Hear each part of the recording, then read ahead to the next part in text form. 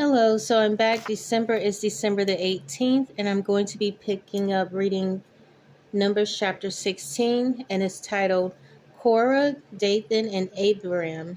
And it reads, Korah, son of Izhar, the son of Kothah, the son of Levi, and certain Reubenites, Dathan and Abiram, sons of Elad, and On, son of Peleth, became insolent and rose up against Moses. With them were 250 Israelite men, well-known community leaders who had been appointed members of the council. They came as a group to oppose Moses and Aaron and said to them, "You have gone too far. The whole community is holy, every one of them, and the Lord is with them. Why then do you set yourselves above the Lord's assembly?" When Moses heard this, he fell face down. Then he said to Korah, all of his followers, "In the morning the Lord will show who belongs to him and who is holy, and he will have that person come near him. The man he chooses he will cause to come near him. You, Korah, and all of your followers are to do this.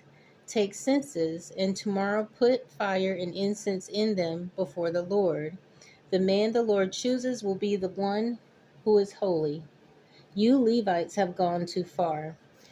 Moses also said to Korah, "Now listen, you Levites, isn't it enough for you that the God of Israel has separated you from the rest of the Israelite community and brought you near himself to do the work at the Lord's tabernacle and to stand before the community and minister to them?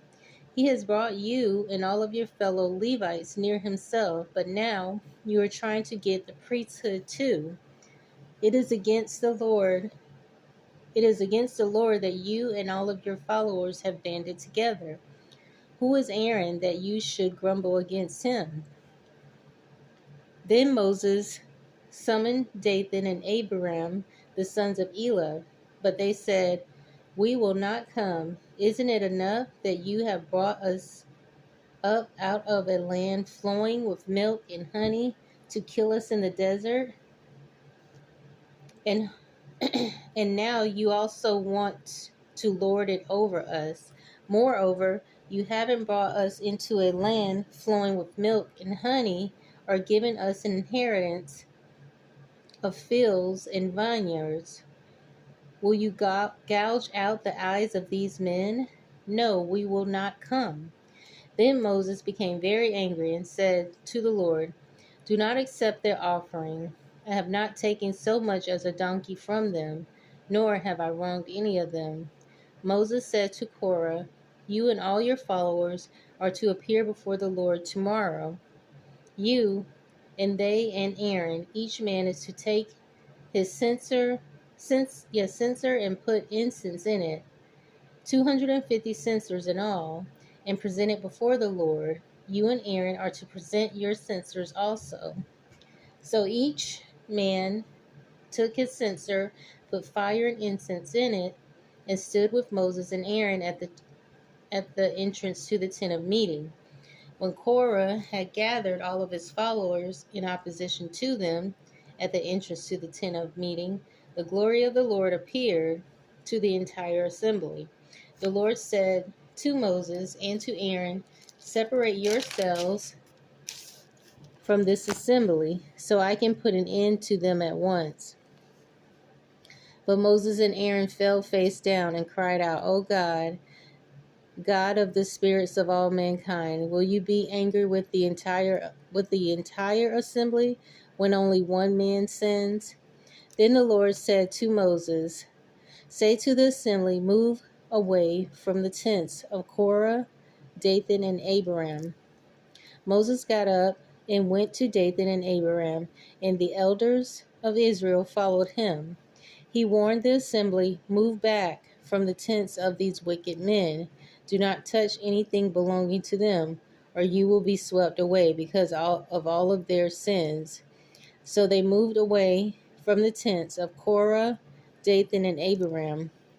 Dathan and Abiram had come out and were standing with their wives, their children, and their little ones at the entrance to their tents. Then Moses said, "This is how you will know that the Lord has sent me to do all of these things, and that it was not my idea. If these men die a natural death and experience only what usually happens to men, then the Lord has not sent me. Then the Lord has not sent me. But if the Lord brings about something totally new, and the earth opens its mouth and swallows them with everything that belongs to them, and they go down alive into the grave, then you will know that these men have treated the Lord with contempt. As soon as he finished saying all of this, the ground underneath them split apart, and the earth opened, and the earth opened its mouth and swallowed them, with their households, and all of Korah's men, and all of their possessions. They went down alive into the grave with everything they owned. The earth closed over them, and they perished and were gone from the community. At their cries, all the Israelites around them fled, shouting, "The earth is going to swallow us too." And fire came out from the Lord and consumed the 250 men who were offering the incense. The Lord said to Moses, "Tell Eleazar, son of Aaron, the priest, to take the censers out of the smoldering remains and scatter the coals some distance away. For the censers are holy, for the censers are holy, the censers of the men who sinned at the cost of their lives. Hammer the censers into sheets to overlay the altar, for they were presented before the Lord and have become holy. Let them be a sign to the Israelites." So Eleazar the priest collected the bronze censers brought by those who had been burned up, and he had them hammered out to overlay the altar, as the Lord directed him through Moses. This was to remind the Israelites that no one except a descendant of Aaron should come to burn incense before the Lord, or he would become like Korah and his followers. The next day, the whole Israelite community grumbled against Moses and Aaron. "You have killed the Lord's people," they said. But when the assembly gathered in opposition to Moses and to Aaron, and turned towards the tent of meeting, suddenly the cloud covered it, and the glory of the Lord appeared. Then Moses and Aaron went to the front of the tent of meeting, and the Lord said to Moses, "Get away from this assembly, so I can put an end to them at once." And they fell face down. Then Moses said to Aaron, "Take your censer and put incense in it, along with fire from the altar, and hurry to the assembly to make atonement for them.